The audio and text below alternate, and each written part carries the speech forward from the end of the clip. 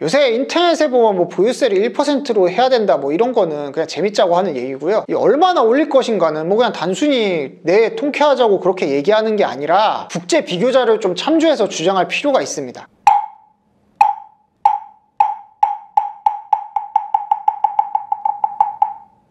안녕하세요, 석가모니입니다. 오늘 얘기할 내용은 이제 보유세 역습입니다. 뉴스 보신 분들은 아마 아실 텐데 얼마 전에 국토교통부 장관이 나는 개인적으로 보유세를 늘려야 된다고 생각한다 라는 인터뷰를 했어요. 근데 여기서 우리가 딱 짚어야 될 부분이 하나 있어요. 그게 뭐냐면 바로 개인적인 의견이라고 코멘트를 붙인 건데, 장관쯤 되는 분이 장관 배지 달고 개인적인 의견을 밝히면 그건 이미 개인적 의견이 아니죠. 이게 뭐 그냥 편하게 말한 것 같지만, 편하게 말했다고 진짜 편하게 생각하면 그런 놈이 사회에서 성공할 수 있겠습니까? 이거는 국토부 장관 개인의 단순한 생각을 얘기한 게 아니라 실제 정책 방향에 힌트를 던졌다고 보는 게 맞아요. 그래서 이제 앞으로 보유세 인상이 다가오는 부분은 염두를 해둘 수밖에 없는 거고요. 그러면 도대체 보유세를 왜 올려야 되는 걸까요? 사실 정부 입장에선 보유세 인상을 하지 않을 이유가 없습니다. 일단 정치적으로 보면 보유세 인상이라는 건 집이 없는 무주택자들에게 환영받을 만한 정책이에요. 이 가진 사람들한테 세금을 더 걷는 거니까 부자 증세라는 측면에서 또 정의롭다고 생각할 수도 있죠. 이렇게 되면 또 지지자들이 결집하고 힘이 실리겠죠. 그리고 이제 재정적인 측면에서 보더라도 요새 나라 살림이 정말 빠듯하죠. 왜 빠듯하냐면 뭐 세수는 이제 점점 제한되고 있는데 정부가 쓰는 돈은 점점 늘어나니까 빠듯해지는 겁니다. 그래서 보유세를 증세하면 세수를 확보하는 효과가 있기 때문에 당연히 이 부분에 대해서 검토는 아마 충분히 했을 거라는 생각이 들어요. 그래서 이제 그냥 보유세를 올린다 뭐 이런 얘기를 하려는 게 아니라, 오늘 얘기할 주제는 보유세를 어떻게 얼마나 올리냐 이 부분을 한번 얘기해 보려고 해요.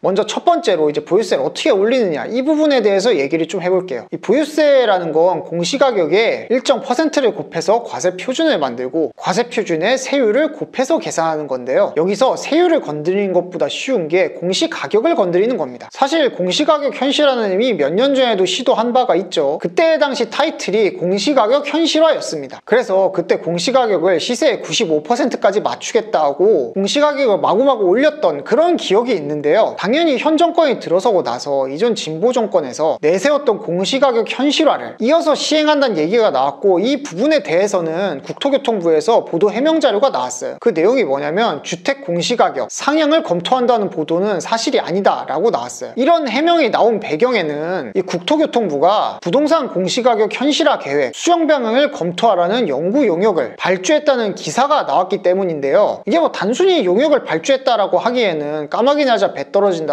누군가의 표현을 빌리자면 하필 시기가 미묘하네요 라고 얘기할 수가 있어요. 그래서 어떻게 측면에서는 세율을 만지는 것보다 공시가율을 조정해서 세액을 높이는 방안이 저는 유력하다고 봅니다.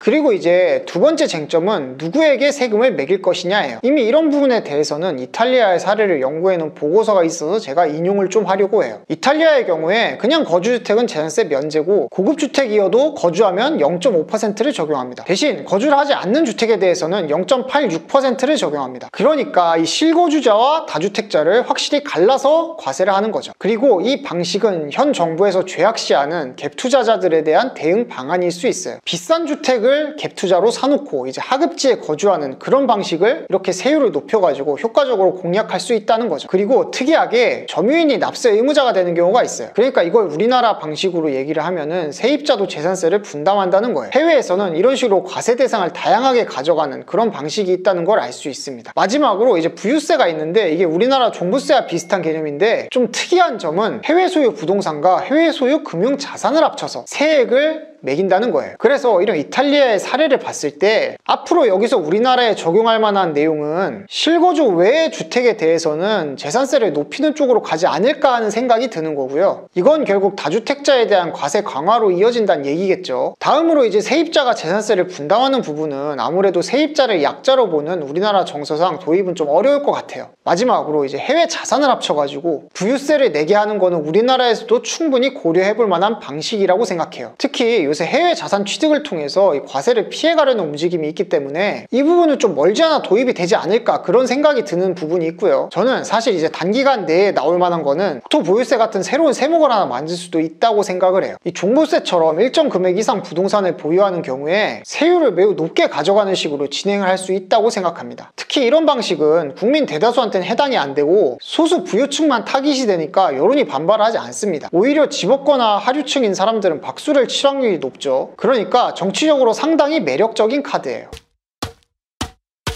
이제 다음으로 보유세를 얼마나 올릴 것인가 이 부분 한번 생각해 보아야 돼요. 요새 인터넷에 보면 뭐 보유세를 1%로 해야 된다 뭐 이런 거는 그냥 재밌자고 하는 얘기고요. 이 얼마나 올릴 것인가는 뭐 그냥 단순히 내 통쾌하자고 그렇게 얘기하는 게 아니라 국제 비교자를 좀 참조해서 주장할 필요가 있습니다. 제가 레퍼런스로 잡은 자료는 2022년에 부동산 보유세 부담의 국제 비교라는 자료예요. 이 우리나라는 총 조세 대비, GDP 대비 부동산 보유 부담이 매우 높은 상태입니다. 그리고 최근 10년간 우리 여러분이 좋아하는 OECD 평균은 더 떨어지고 있는데 대한민국은 세부담이 2019년을 기점으로 급격하게 오르는 모습을 보여주고 있고요. 이런 자료로 미루어 봤을 때 지금도 안 그래도 높은 이 보유세를 무주택자분들이 기대하는 1%까지 올린다? 그렇게 쉽지는 않을 거란 생각이 들어요. 그리고 제가 얼마 전에 어떤 언론 기사를 보니까 이제 강남구에 고가 재산을 갖고 계신데 생활비 마련에 어려움을 겪는 분들에 대한 지원책을 기사로 냈어요. 이런 걸 보면 현재의 자산 수준과 소득 수준이 일치하지 않는 분들이 많다는 얘기고,